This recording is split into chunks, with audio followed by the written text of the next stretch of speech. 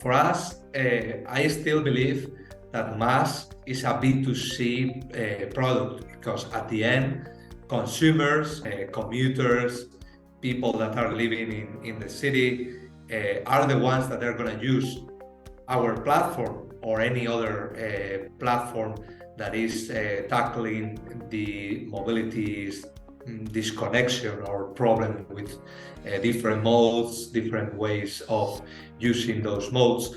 But it's true that we believe from our early days that the only way to grow and to have meaningful contracts is to leverage our solution in the public transport network. Welcome to the Mobility Innovators Podcast. Hello everyone, let me start today by wishing all the listeners a very happy new year. Mobility Innovator Podcast was launched in January 2022 and has successfully completed first year. It has been a great journey so far, and I'm looking forward to your support and lovely messages in 2023. So welcome to another episode of Mobility Innovator Podcast. I'm your host, Jaspal Singh. Mobility Innovator Podcast invite key innovators in the transportation and logistics sector to share their experience and future forecasts. In this episode, we'll be discussing the evolution of MaaS ecosystem in public transport. Our today's guest is a MaaS enthusiast and looking to bring MaaS as a mainstream application. He is a co-founder and CEO of Meep. He has background in legal and corporate sector, but now building a mobility tech startup. This clearly demonstrates his ability to manage diverse team and build complex products in mobility space. I'm so happy to welcome Guillermo Campoamor, co-founder and CEO of Meep. Now it's time to listen and learn. Hello, Guillermo. It's great to have you on the show. Looking forward to learning from your experience. Hi, thank you for having me. So today I'll be spending time getting to know more about you and your views on MaaS, which is mobility as a service ecosystem, and your thought on innovation in the mobility space. But to start with, I would like to ask you if you have some fun fact about yourself or any interesting fact about your career that you haven't put on LinkedIn. That's a good question to break the ice. Well, I started my entrepreneurial life early age, right out the my college, and basically I came with an idea, and a friend of mine, that we can do a citizen journalism. That is something totally outside the transport sphere. And basically the idea was to intermediate all these news, pictures, videos that common people are taking on the street. Like now they are publishing on, and back then also on Twitter. And our idea was to be the platform that basically gathers all that information and channel to media outlets and official newspapers. So the people can be their own reporter, get paid to do that, not like now, now Twitter is getting all the information for free, and basically be able to do an auction with the newspapers and those individuals that happen to be in the moment, in the right moment, in that particular street or event. And well, that didn't go well, as you can imagine, because it's a very complicated sector and industry, and it's very well, back in the days were really care and cautious about fake news. It seems like not anymore. But it was our main obstacle, how to separate true facts from false news, fake news. Well, that was my first early experience with raising capital, pitching the idea, going through an incubator that was back in the days really famous in Madrid, called the Tuan Valley. That was a nice experience, but very different from real entrepreneurship career where I'm now. No, so you move from one difficult industry to another because transit is also Yes, yes. not so easy. But I agree with you that independent journalism, it's gaining traction now, at least in North America. But it's hard to break what the legacies this media house have. So no, good to learn that. Good to learn that you are always interested to do and disrupt something which is very challenging. So now you you studied in your bachelor laws and business administration, and in fact you did your master in international business, which is same. I did my master in international business too. And after your graduation you work in international trade and law. Why you started building a startup or tech company in a mobility space, and you started Meep in 2017? I'm very curious, like what is the story behind this transition, because it's completely different, from international trade to mobility and building something in MaaS. Yes, that's true. Well, I think transport, we like everyone has the chance to either test it as a user, because we are all the time using transportation to move around, and also you have like this client perspective that if you travel, and I know that you travel the world, you get to know different transport systems, different ways of understanding how to move people from A to B. That is basically the main idea. And you realize from the very first hand how important is to the overall experience of a city, or even more. If you're in a town totally isolated, you also experience the difficulties that could cause a bad or a poor connection between different services, not only commuting, but also going to do your touristic activities if you are sightseeing the place, and so on.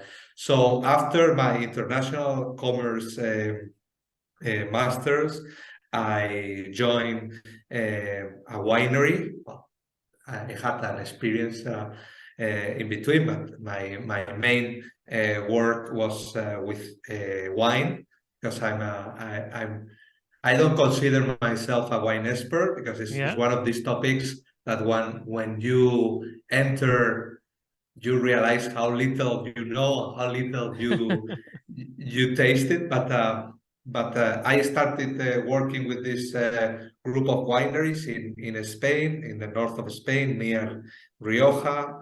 Well, also they have some Rioja wineries, and I started selling wine overseas. And I was traveling the world. I was in charge of 20 countries, from the Nordics to Japan, basically all in the middle. And I get to know many cities, and I experience the difficulties to move around in Moscow, with the kind of smooth experience of Singapore, or even Tokyo. Even though it's a huge metropolis, you can easily move around without knowing the culture, knowing the language. And while traveling and spending so much time in airports and in planes, I decided to talk with some friends in the industry, and I did a lot of research back in 2017, also late 2016.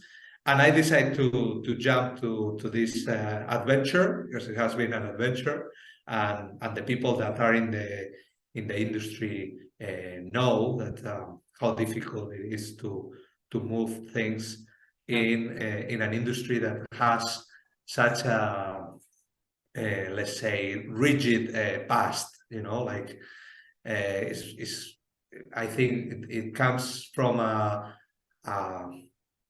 monopoly kind of approach or vision, Yeah. and now turn that into something innovative and competitive and efficient, I think is a very hard task.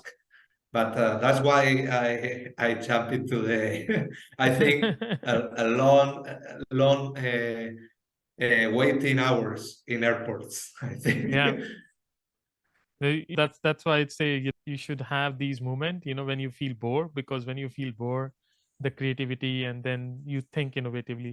And I really like your point about, that mobility provide allow people to move from point A to point B. And that's the thing. When you go around the world, I was fortunate enough to travel around the world and seen that how important mobility is in everybody's life, because you need to move point A to point B.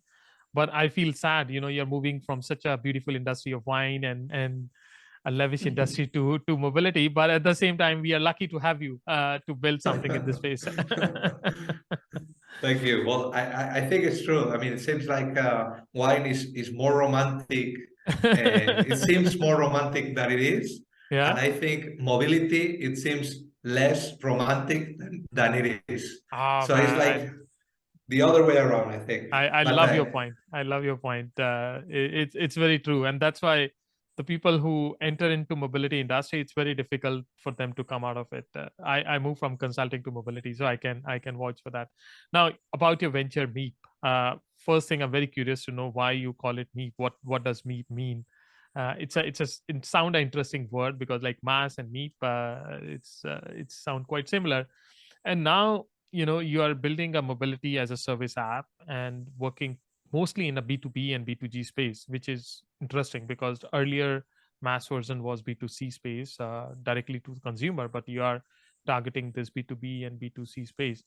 So would love to know more about your company, what Meep does and what are its services. uh, if I can add one more point, like it's great to see that you already make it a global business. You are already in 5 countries and 20 cities around the world. How do you see these cities are similar or different from each other? Because when you go to different city and implement the solution, do you find any similarity, or you feel they are very different from each other? well, a lot of questions. First, the name, the brand. Well, we had the idea. I was talking with a friend of mine that is actually another co-founder. Third co-founder joined back in 2017, and I was, I think, out of the three of them, the most creative one, or at least the most philosophical one. So I spent like 2 months and a half looking for names that they weren't either trademark, registered, nor uploaded as an app on the stores. And that's extremely difficult, because there are a lot of apps that they are not registered, and there are some registered names that they are not on the stores. But it's very straightforward. It's the sound of the road runner, the cartoon. So it's the Meep. So that was the idea, and it's true that I think in North America is with B, but for Spanish-speaking countries, they that they double all the cartoons, and it sounds more like an M than a B.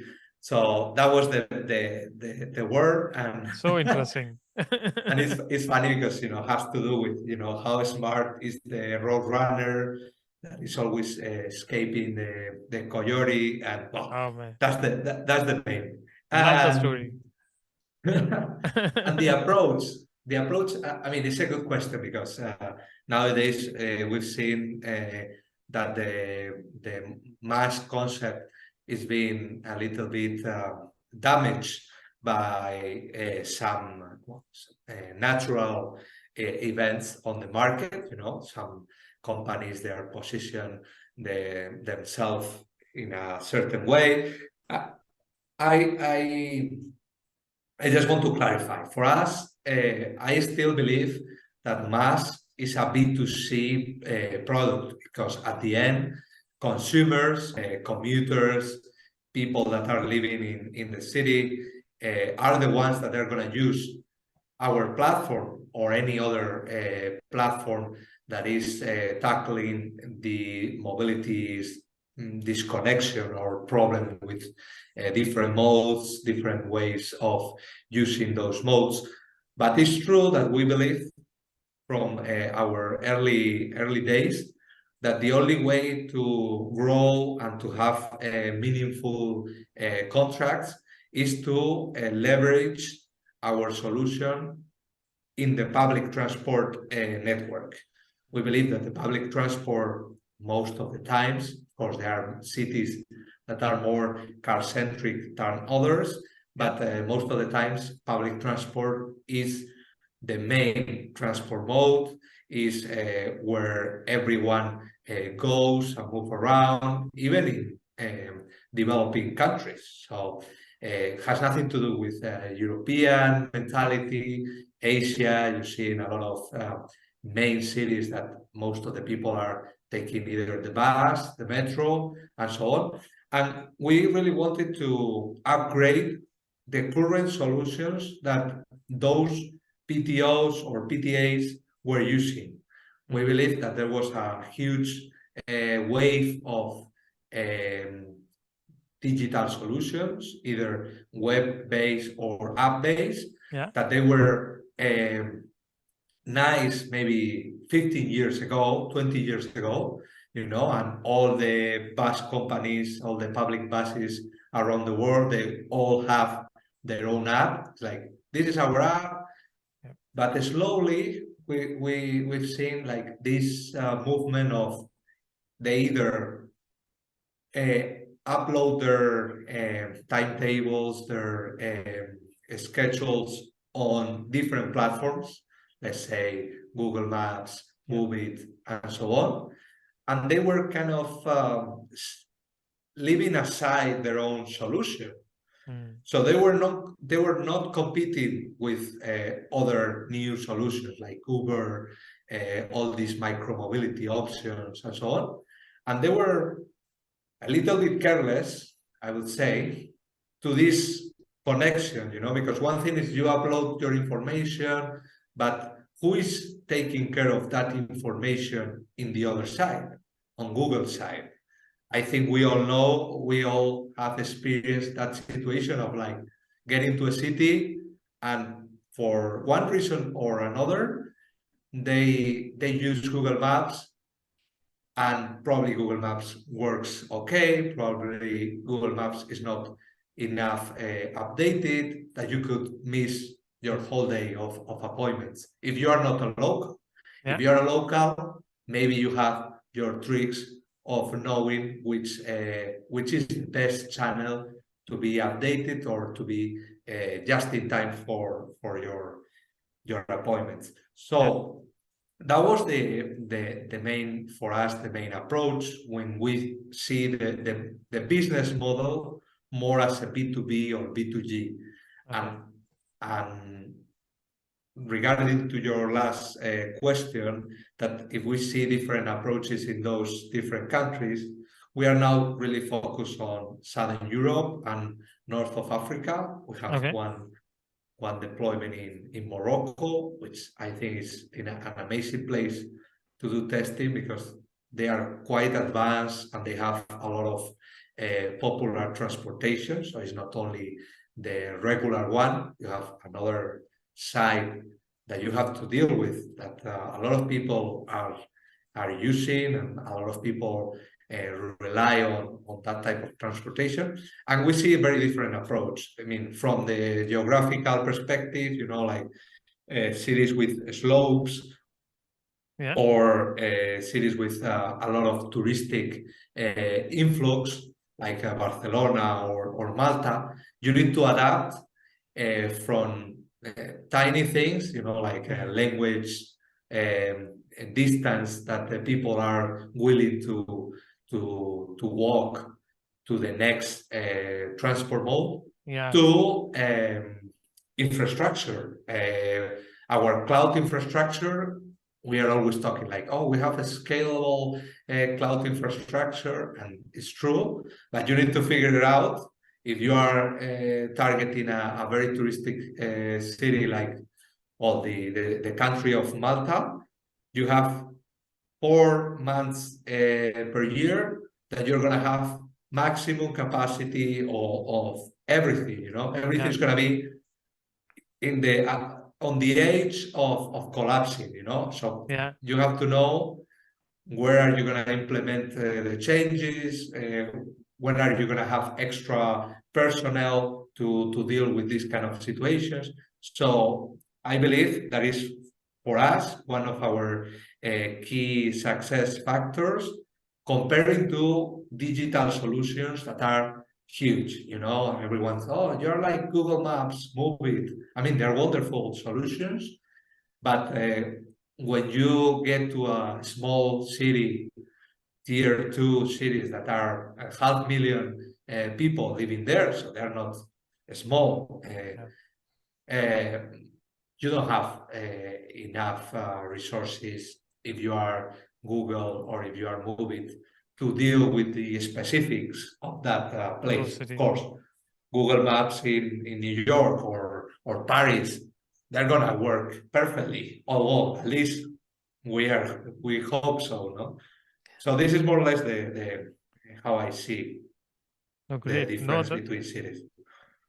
That's a quite interesting point which you mentioned, because I never thought about that. Like one, the profile of that city, touristic or a journal city, and then in touristic city, you have that problem of reaching to a capacity for certain months, and then it slow down. So you have to increase your resources according to that, and build up resources according to that. And I also agree with you. You know what you said, like MaaS is a B2C application, because end of the day, it's a consumer who will use it. So if there is no consumer, it make no sense to implement MaaS. But to reach to the target, you have to go through this B2B and B2G space, because they have MaaS reach and they have audience which can be part of this MaaS ecosystem. So I like your strategy, which is nice. You are following. I mean, you're not losing focus, because a lot of people say that B2C is over, but I love to see that you're not saying B2C is over, but you're saying the way is different. You go from B2G and B2B to ultimately go to the B2C, where customer will take the ownership and use it. No, great. Thanks for sharing that. Now, you touched this point a little bit, like how the MaaS evolution happened and it was challenging. And I asked this question to all my previous guests, and you must be facing this question every day, is what is the future of MaaS? Because a lot of people ask me where the MaaS is going, how it will evolve. We saw that the MaaS or MaaS 1.0 we thought it'll be a big game changer for public and will transform the whole market. The ticketing will be over and everybody will use MaaS. Nothing happened like that. And in fact, we also saw not too much of investment went into that space. I was doing one survey and I found like few $1 million went into the MaaS ecosystem and space. So if there is no money, it's difficult to do. Now you are building MaaS application, and you must have studied what other businesses have done. So what are your learning from the previous MaaS version? What are the lesson you feel one should learn before going into the new space? Well, I think it's a complex question, but I'm gonna try to give my perspective. I believe that the transport industry by itself, without the complexity of an extra platform or an extra layer, is itself an industry that needs to, let's say, I don't know, redefine, but more or less rethink how self-sustainable it is, because nowadays, if we look at any city around the world that we consider a good city for public transportation, those companies, they're either or public or not sustainable and over subsidized and so on, no? And you have other alternatives, like this dichotomy that was presented in the early days of the MaaS theory pioneers, I would call them. It's like this dichotomy of this is the car, one side, the dark side, kind of like a Star Wars thing, and the light side, that is the rest, Yeah. I don't think it works like this. You have to think, is the car side self-sustainable? Oh, it's an obvious reason, it is. The people are taking loans to buy cars. So they are selling, the value proposition is working for the OEMs. We can discuss in a different session how OEMs are reinventing themselves and so on, but this is for another day. But the truth is that when you get to a big city with high density, very low capacity for new modes, and a lot of modes that are utilized, you need to think, okay, the people are taking the public transportation, like the huge majority, and still is not sustainable. Something is not profitable in that market. So for me, the first approach of the MaaS 1.0 that you were saying is like, okay, I want to tackle a market that is by itself not profitable, and I'm going to add a layer of complexity in that market. So I think that's a street with no exit. It's like it's a no way exit, no way street. So what I think is the useful approach. If you are providing value to different players in the industry, if it is the PTO or the agency or even the TNCs, because we've seen more and more that platforms like Uber, Lyft, and so on, they are adding new features to their original value proposition, to the okay, I'm going to move you in your private car with your private driver from A to B, but now I'm offering you food, I'm offering you the connection with your long distance rail trip, wherever. So if you can provide value to the players that are kind of struggling in a market with low margins, I think that's the correct strategy and the correct approach to target the market.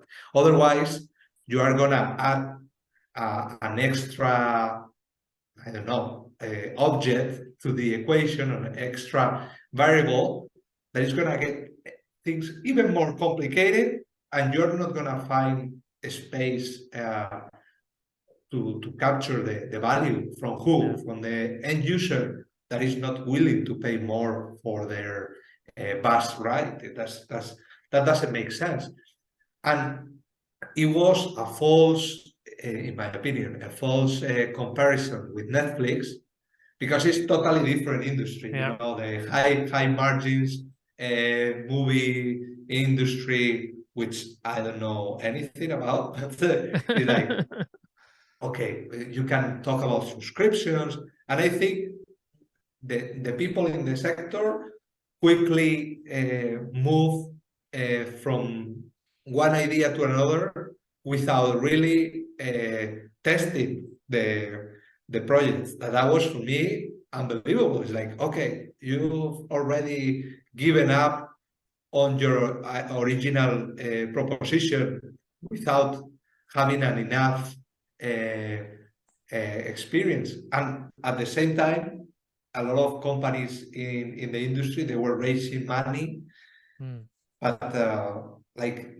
there are very few companies in the industry doing pure mobility as a service. And you were saying, like, there's not enough investment, which is true, because I think in the mobility landscape, let's call it the sexy projects are automation and electrification. It's like, if you are not either in one of those two, you're not going to raise money, or it's going to be tough.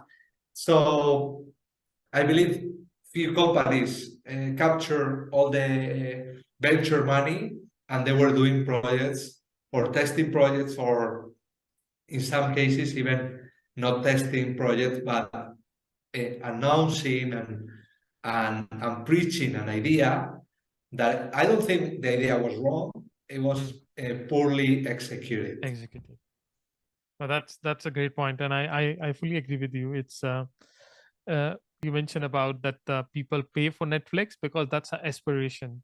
You want to have entertainment, you want to enjoy life, but transport is not about enjoyment. It's about Yes. covering your basic needs. So Yes. you always have that need versus aspiration. For aspiration, people will pay thousands of dollars, but for needs, sometimes we don't even pay $5. So it's difficult to to make money It's from true, public it's true. transport. Yeah. It's true. Now, It's a commodity, and many players they have thought, I think, that they are offering an aspirational service, and some of them they were kind of regretful at the end. yeah. But I'm always an optimistic, and I can see you are also optimistic about this MaaS ecosystem, which is now I called it MaaS 2.0. So why you feel that this is the right time for MaaS 2.0 to be a big success, or to have a big rollout? And other point I would just want to add, because you need some support from the regulatory framework or from the external market. What are those supports required to make MaaS 2.0 a big success? Because I think sometimes the ideas are good, but the time is not good. Like the company called it was Viavan or something. In 2009, they started instant delivery concept, and it failed because that time people were not used to that delivery thing. But Yes. last 2 3 year delivery become a huge business. So I think probably the right time for MaaS is now. Why you feel it's the right time, and what are the support you need from the external environment? Yes, I mean, another thing that I think was kind of not the perfect approach back in the early days is that in the things that we are doing, that is basically connecting different modes of transport, doesn't you don't need to connect 20. If you connect 3 of them very well, you can provide huge efficiencies, huge benefits for the end user, and even for the operators. If they are managed to do nice cross-selling offers and combinations that are not they are not in the market nowadays. You cannot have a pack of 5 trips by bus and 5 trips by bicycle. It's kind of like, what is this? And you can go to the supermarket, and there are packs everywhere with food that they don't even match, you know. Yeah. But in the early days, one of the things is that we were MaaS providers were capable of developing our technology, but we didn't realize that we need the operator's technology to have a certain level of readiness to be able to connect with them. We can provide, you know, one side of the market, our side, like an amazing rocket, and in the other side, we're dealing with basic stuff, you know, like how to deal with paper tickets. So that was the stage. And nowadays, I think for some reason or another, or the kind of all the preaching that we've been doing, the operators now I think they're ready. They have received a lot of subsidies and monetary funds to develop their technology infrastructure. So I believe that now the moment is a good moment, and they are seeing the value of providing a better service to the end user. Why? Because they realized, I think, right after the lockdown, that users can decide from one day to another not to leave home, and nothing happens. You know, it's not like. So I think that was a huge alert and warning for them to see, like, okay, I'm competing with other modes, with the bicycle, with Uber, with all the car sharing options, the carpooling options that are also very, very good, and now they're increasing the usage. So they have, I think they still have a privileged position in the chessboard. Now the key movement is to do the right approach, to improve their technology, to improve their channels, to get deep into data analytics, data predictions. And if they do that, they're going to have much more chances to evolve and to develop to a more profitable state, they don't need to have the buses overcrowded, like with tons of people, but they can have few people offering. We've seen in Malta, for example, how DRTs are competing with their fixed routes, but they are the owners of the DRTs, so they don't care. They're switching people that are willing to spend like close to €1 on a ride for €1.50, €2 with a premium service, best information, real-time information, less stops. So I don't know. I think they have the room for opportunities and for improvement.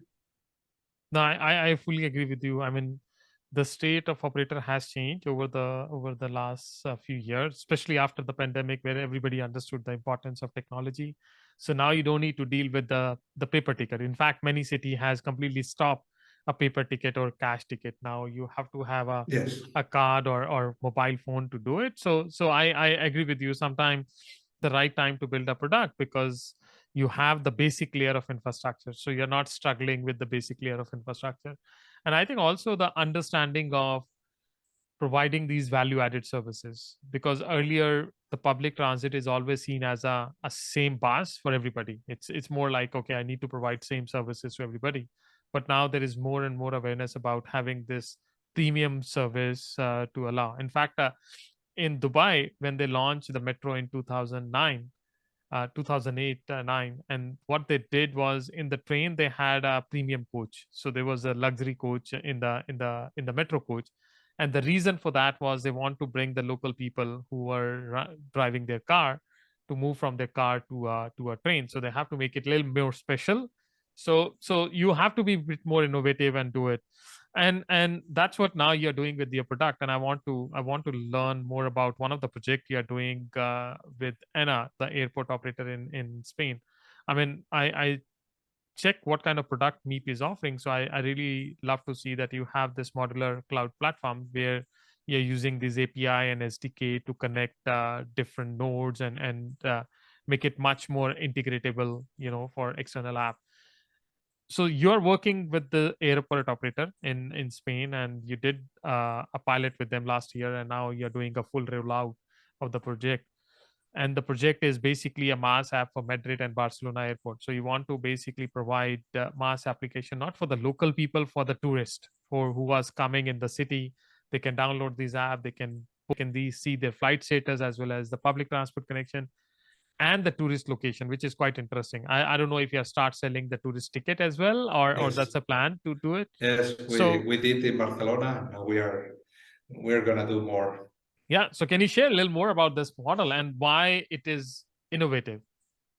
Yes. Well, I mean, we've been talking for this around this somehow the whole conversation, but I believe that if you are now in the MaaS spectrum, you need to survive, and you need to find new ways of selling your product and new ways of providing value in the things that we have built. No? So in the case of the airports, we've seen that one of the main concerns of airport operators is to reduce the stress of passengers, either passengers that are landing or departing, Yeah. And the stress most of the times has to do with the perception of time. You don't know how much time it's going to take you to get to the airport. And once you are in the airport, you don't know how are the conditions of the airport. And the airports, believe it or not, are places like tunnels. It's funny because it's more or less the same.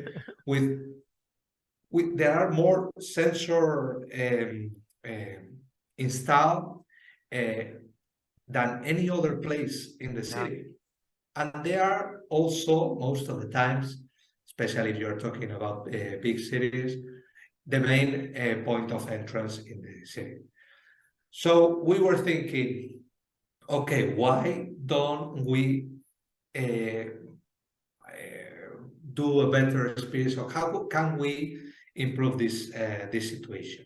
And it was plain and simple. We pitched the idea to the airport operator. It's a huge company.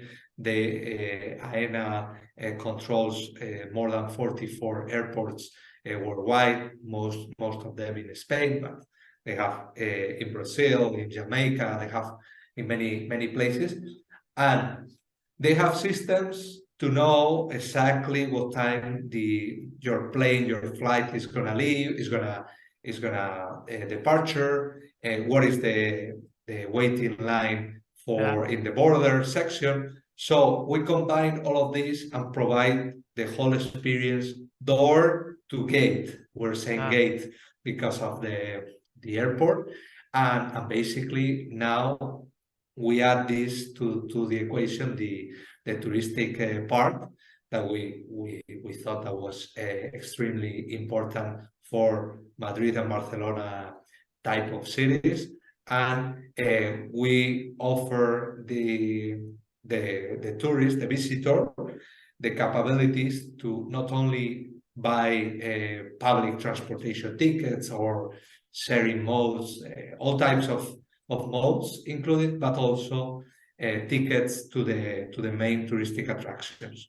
So in Barcelona, we tested this with museums and other places, but it was I think a very useful tool for anyone that was landing in Barcelona airport, and most of the times you have to add 2 extra layers of the whole idea. That is, the airports most of the times are not very well connected with the city center.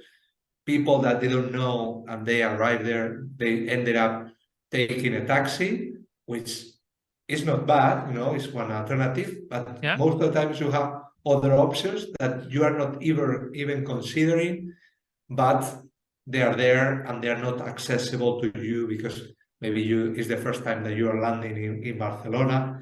And nowadays we see more and more, and maybe this is like the third thought around this airport MaaS oriented or adapted to airports. That is, people are traveling with a company, like a business trip. They are landing in Barcelona and they have to be cautious about their carbon footprint. The best way to get to the city center is not the taxi, sadly. It's gonna be the metro, and sometimes you're even are gonna arrive faster if you're taking the metro than the taxi. In cities like Paris, for sure, so on, or London. London, it was I think one of the pioneers in providing that accessibility to public transport from different airports. But it's funny because the way that you capture the attention, or you capture the passengers' attention in cities like London or Paris, is not a digital way. There are a lot of posters, signs, and so on that are telling you like, oh, get the Gatwick Express. This is the way to the Gatwick Express. But the first thing that you do right after landing is turn on your cell phone. You can immediately get connected with the Wi-Fi of the airport.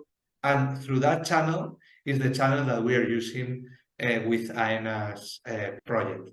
So we are going to capture all the people that are passing through Madrid and Barcelona that are, I don't know, millions per year. Yeah. And we are going to offer this useful tool to move around these two cities. And hopefully we can go to more inside their network. No, quite interesting. In fact, I'm looking forward to this app, and I'll be visiting Barcelona later in the middle of 2023 for the UITP summit. So I'm looking forward that how people can use this app to move around and also explore the city, not only just move around but also explore the city. But you rightly mentioned the airport are like the gateway, and a lot of people don't know about the system. So once you download the app, you start using it, you know about the city and the tourist location, how to reach there. It make your trip more pleasurable. And taxi is good, but it's in Europe it's expensive, and outside Europe you can't trust fully. So it's a challenging thing. Yes, So it's good to. that's true. Yeah. Now one thing you mentioned, which is quite interesting, you said that because of all this constraint, you have to be innovative and creative and explore the market and expand the market reach. One of the key thing happening in the market right now is that a lot of these payment company like Visa, Mastercard, Google Pay, they are aggressively integrating different mobility options. So basically now with your credit card, you can pay for your train ticket, for your bus ticket, you can pay for your taxi or scooter. So basically, it's like the payment integration is already happening. Now, a lot of these payment can be done through these apps and through these cards. Do you think these player can become a future MaaS player or become a future competition to you? Like, for example, Google Map. So in Google Map, I can plan my whole trip, and it may allow in the future for you to pay for your entire trip using the Google Map. How do you see this market evolving? It's another difficult question, but I have thought about it. So I believe that those players, for example, all these journey planners, the Baidu, Google Maps, and so on, they are huge. So it's going to be really difficult for them to adapt to this scenario. But of course, they are going to add features that are going to be closer to the mobility as a service perspective. I always, when some PTO or PTA is asking me this question, they are really worried about how much information is Google dealing with, and how capable are of collapsing a city. Recently, I read an attack of some hackers, I don't know where they were from, in a city, produces like a collapse of traffic and traffic lights and a lot of problems. And I think this is part of the cybersecurity concern that we need to have. It's like, having this type of information in traffic and how the people move around. I'm one of those that thinks that should be a public and local thing. Once you start like providing a lot of information to third-party international corporations, it's nice if you have that other alternative. If you only have one alternative, the day that alternative is down, you will have the whole city collapse. This is one part. This journey planner, international journey planners. The payment part that we were talking before about payments and so on, I think they are already playing a role in the mobility as a service part. For example, Mastercard. We are now actively doing a project with them in the city of Seville. And we are, as Meep, in this case is with our brand, but this is a co-branded and supported by the Metro of Sevilla. Okay. We are the bridge between those modes that have EMB system, the contactless payment systems, and the other modes, all the rest that are digital, like pure e-commerce. We are combining and we are kind of like in between those, and we are providing offers for those users that are doing multimodal trips with metro and micromobility. So this is kind of, I think, the link that platforms like ours can do for these players, And Mastercard, they have a strong focus in transportation, and I think they're providing a lot of solutions to developing countries. And I think eventually they are going to be the right partners for our type of solutions to manage different stages in the same ecosystem. Because you cannot, I don't see nowadays, maybe in a couple of years we can see clearer, but I cannot see like in this type of ecosystems that most of the cities are, that the technologies in different stages and different payments of methods, different payment options, different validation processes, kind of the underlying unifying force is the mobility as a service, while Mastercard could be present in some parts, in one part of the value chain, and in other parts in another. But they need something, some platform that puts that different together. Yeah. Quite interesting. So, I never thought about that. Thanks for sharing, because I think what you're saying absolutely makes sense. Like these payment gateways or payment integrator can be the layer for payment, but they need a platform where those transactions can happen and can be connected, because Mastercard will not launch a Mastercard MaaS application. That's not the area they are looking. What they're looking is to integrate the seamless payment stuff. So, yes. So it's more like a collaboration rather than the competition. I think so. And you see, like now more and more, at least in the US, I've seen this, that all these transport cards that were not part of the banking system in the past, now they are part of Apple Pay, Google Pay, and you can pay your bus, your Caltrain in the valley and so on, but you are missing the other part. What about the rest of modes of transport that you cannot validate with contactless?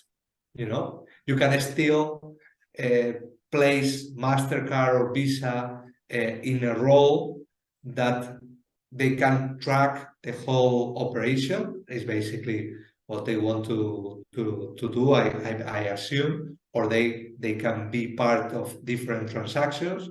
But for the end user, they need something that can connect the pieces. No, it's interesting. No, thanks for sharing. I think it's quite make a sense. Now about the future technology, and I think crypto and NFT are not a good word these days. It's it's down, and people have a lot of these scams and all. But I think what is interesting is the use of blockchain technology is growing, and now there is more and more discussion about that, how one can use blockchain technology in different business function. So just want to understand, because I know there are a few startups which are working using MaaS for blockchain technology, and I was telling one guy about this, and he said, why you need that, why you need blockchain for MaaS? So I was thinking of better answer. I tried to argue, but would love to know about your views on blockchain technology, and is there any plan to integrate blockchain technology in the Meep app or Meep platform? Well, I'm gonna start with a question to you. How many purchases have you done with any blockchain technology, any coin, any? This year. I invested in a lot of these coins and all, but not any business transaction, I would say.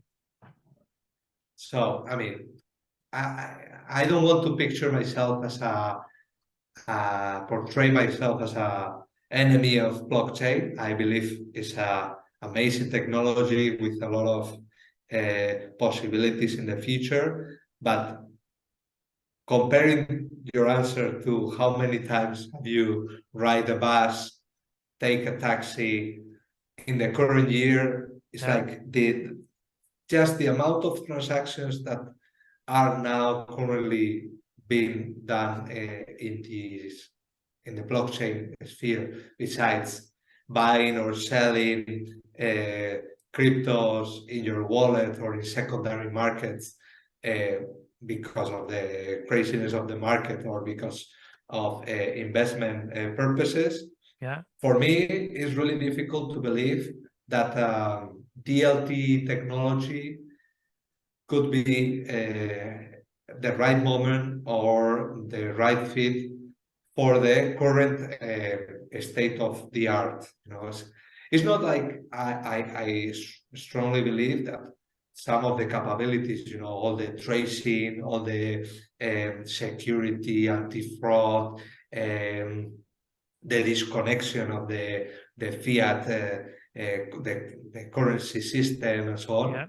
I believe that has a powerful potential, but for the transport industry, for me, it's really difficult to believe. Besides, if I'm totally not thinking about the gamification process and the loyalty schemes. If you are building a loyalty product and you are giving tokens to your users, you can apply a way of kind of a blockchain, but you don't really need such a difficult technology, such a consumption of energy. That is something that I don't know. I'm watching this trend of sustainability in many industries, and when you get to blockchain, it's like a taboo. It disappears. Like, okay, if this is really costly in terms of people developing energy-wise and so on, does it make sense to introduce that complexity into the equation? For us, not yet. I don't want to say never, because you will never know. Maybe there is a huge discovery in the next months and force us to move fast to implement or to include this type of technologies. But this is my approach. I've seen some competitors and some people in the industry that are, I think, all the voices that I've heard related to blockchain and mobility are part of this gamification loyalty process. Many companies are doing that. In fact, Starbucks launched their loyalty program using the blockchain and giving NFT. There is a Bright Lane train which are using NFT as a token or as a mechanism to connect with users. So I agree with you. We are still in early days, and you never know what comes next. So it's probably not immediately, but it's an interesting technology to keep track on. Now, I want to discover something more about your entrepreneurial side. Being an entrepreneur myself, I know it's a hard journey, and great to learn that it's not your first venture. This is your second venture. Now, you built Meep in 2017 with your co-founder, and it's now 5 years. Most of people think that building venture is hard, but they don't expect it to be that long. They always think about overnight success. People feel like, oh, I'll start a venture in 2-3 years. It will be like $1 billion. I'll sell it off and move away. You are still building it. You are still growing it, which is great. And I would like to learn some lesson from your entrepreneur journey. Like, what keep you motivated to go to work every day in the morning, be innovative, keep creative, and build this company? How you keep yourself motivated, and what are the lessons you learned in the last 5 years? Difficult. I thought it would be more difficult, the mobility industry part, than the personal part, and I always find it more difficult, this part. I mean, I think it's a very personal thing, for me, these 5 years seems like 10 years. It's crazy how if I look backwards, how slow things seem, but this is the totally opposite feeling if you are looking from a daily perspective, Yeah. What it keeps me motivated? For me, I believe we are doing a huge impact in the cities or the clients that are using our solution. And that's an amazing feeling, that's for sure. But on top of that, every day there is a new challenge, a new thing to learn. And almost, I would say, I didn't have any 2 days that are similar in this whole 5 years, Yeah.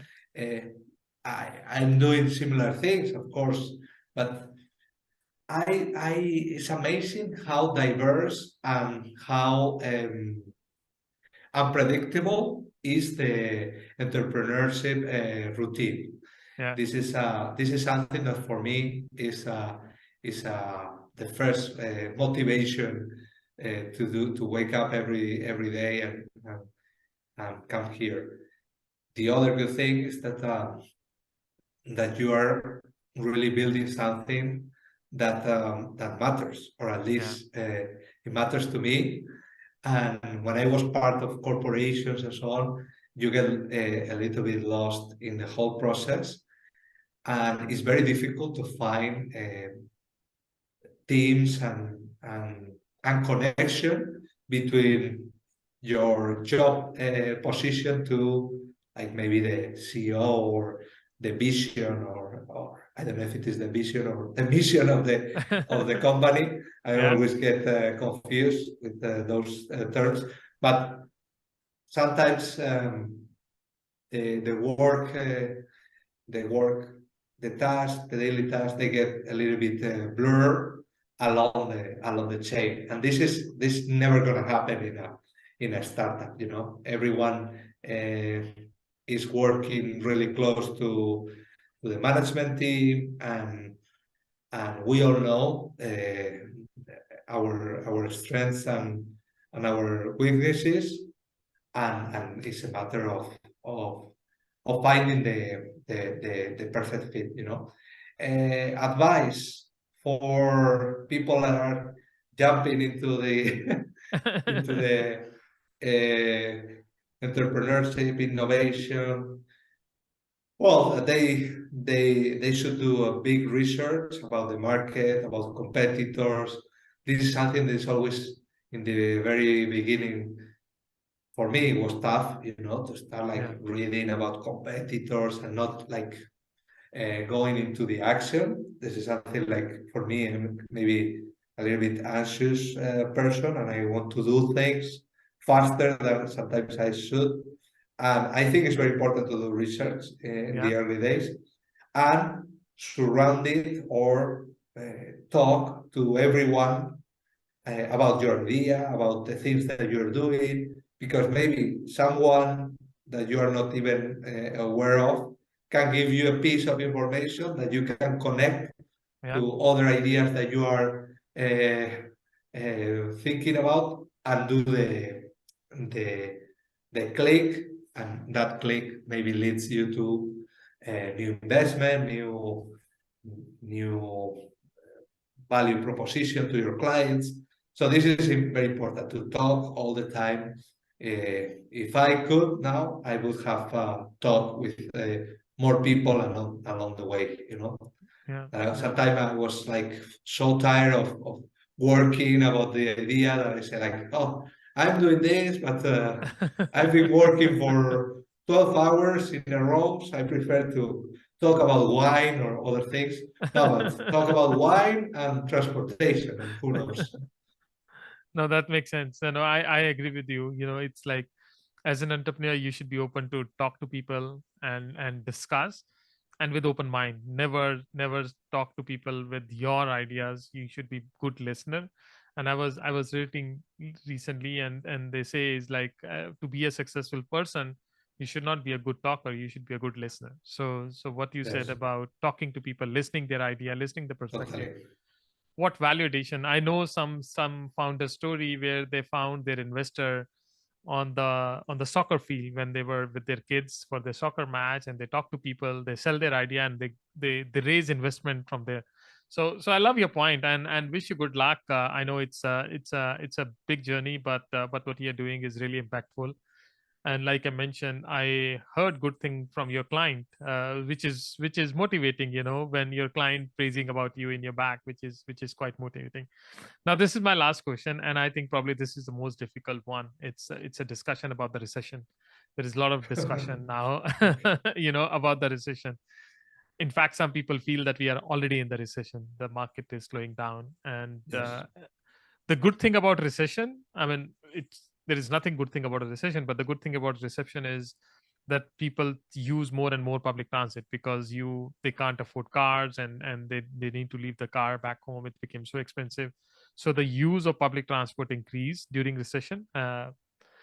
But for startup, the challenge is the funding will dry up. Not too much funding is available. The market is predicting that there'll be a dry Sure. phase where you cannot raise funding.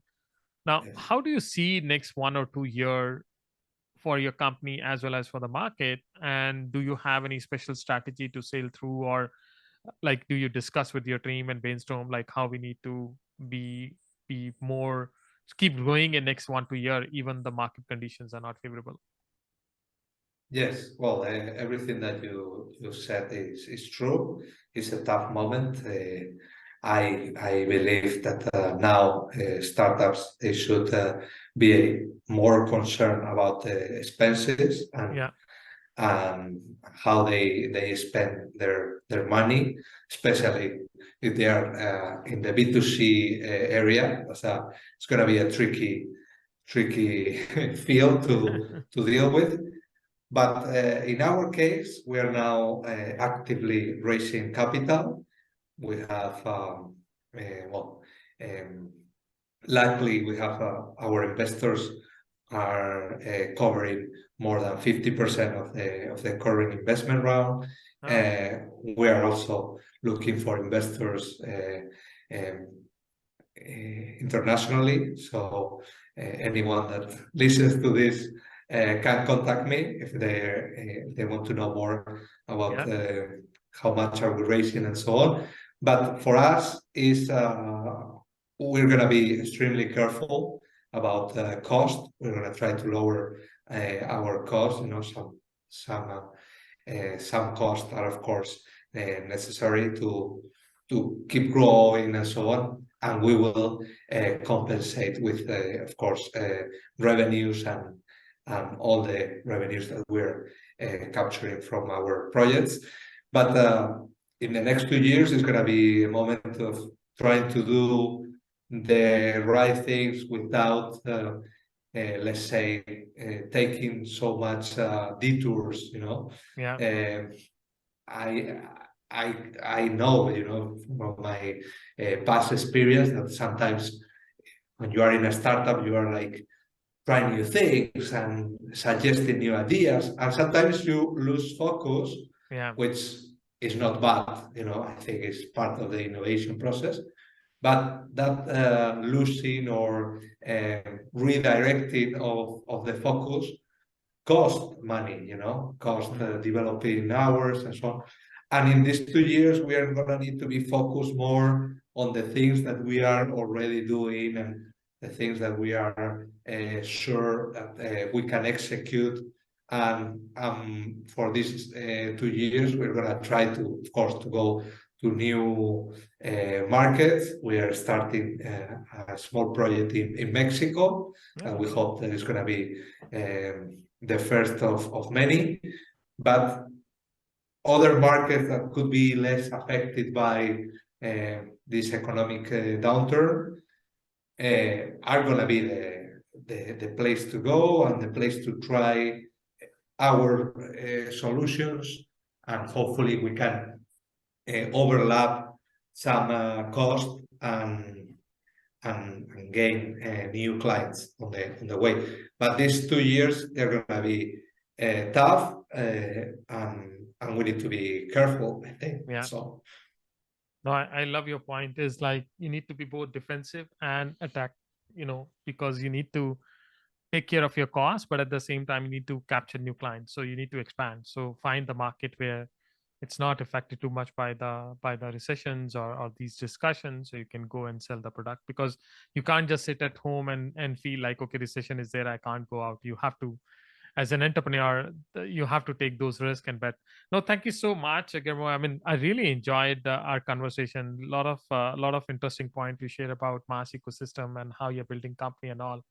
Now we have this last section, which is basically a rapid fire round, and generally we ask 5 questions to you, to the guests, and ask them to reply them quickly and learn more about their personal side. So if you're ready, I'll start with that. I think I am. Okay, great. Now, my first question is, if you were not in this law and corporate or mobility sector, what other profession would you have selected? I would say winemaker. Winemaker. Yes, very different from what I'm doing, but I really enjoy wine. I like the industry, and I think it's kind of an amazing job that brings a lot of joy and Yeah. happiness to many people. Probably a retirement idea, when you take retirement and then set up a Yes, winery. hopefully. Now, you already mentioned that you travel around the world and you've seen so many cities in your past job as well as in the current job. Which is your favorite city in the world? San Francisco. Ah, because of Yeah. innovation. No, I don't know. I think the city has an amazing vibe. Transport-wise is very good, I think, Yeah. compared to other cities in the US. I like the weather. I like the food. It's close to wine region. No, Mm, I think it has. I mean, the innovation part is nice because it's true that a lot of people are trying to make things happen there. But I liked it before all this technology thing. innovation. Yes, yes. The culture and the city and people. Now, I am pretty sure that's the one thing you mentioned, that when we go to a new city, first thing we do is we try a public transit system there. You must have tried in so many cities. Which city has the best public transit in the world? Okay, that's a tough one. I'm not gonna say San Francisco because the Moonies are good, but not not to be in this answer. I would say either Singapore or Tokyo. One Hmm. of I would say Singapore, but I mean Singapore. Everybody knows they Yeah, have an amazing transport system. But Tokyo is also a city it's that quite nice. impressed anyone that visits. Oh yeah, yeah, yeah. No, I agree with you. I mean, I've seen the both the systems, so they are one of the greatest in the world. Okay, now my next question is, what one thing do you wish you should have learned early in life? Well, that's difficult to be. I would say the importance of networking Hmm. I, is a key thing, and I think that's one of the main reasons why the US is so powerful in business. Is because they have a tendency, and also, well, North America in general, a tendency towards this small talk in business, and you share a few details of what you are doing, and this network skill is Yeah. something that it took me years and is extremely useful. Oh yeah, yeah. No, I fully agree with you. Networking really help you to grow and give you different perspective. It's Yes. also to talk to people and learn about their perspective and all. Okay, so this is my last question. If you can change one thing in life, what would it be? The philosophical one. Well, I would say that I would have studied physics, Physics. something that is always like there's like a theoretical part uh, close to philosophy, and I don't know, intrigues me. I think it's never too late But maybe after Meep, After Meep. I go for it. Winemaking with physics, huh? Yes. No, I agree.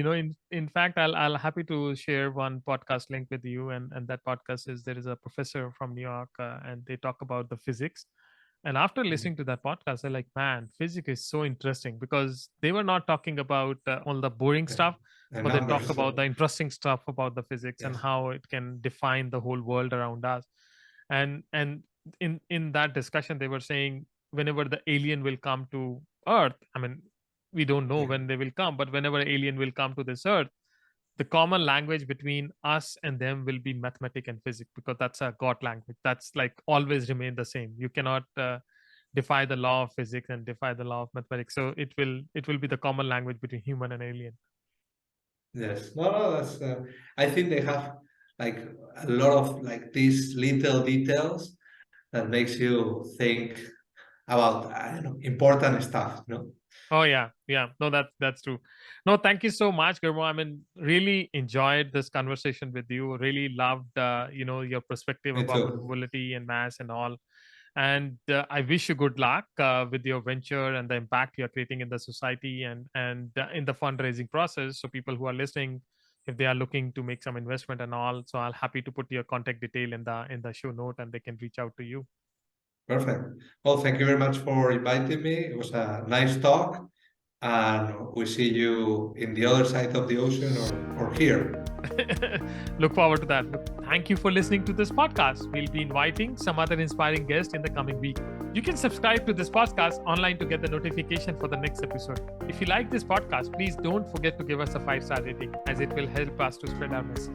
If you have any feedback or suggestion for this podcast, please do write to us at info@mobility-innovator.com. I look forward to see you next time. Thank you.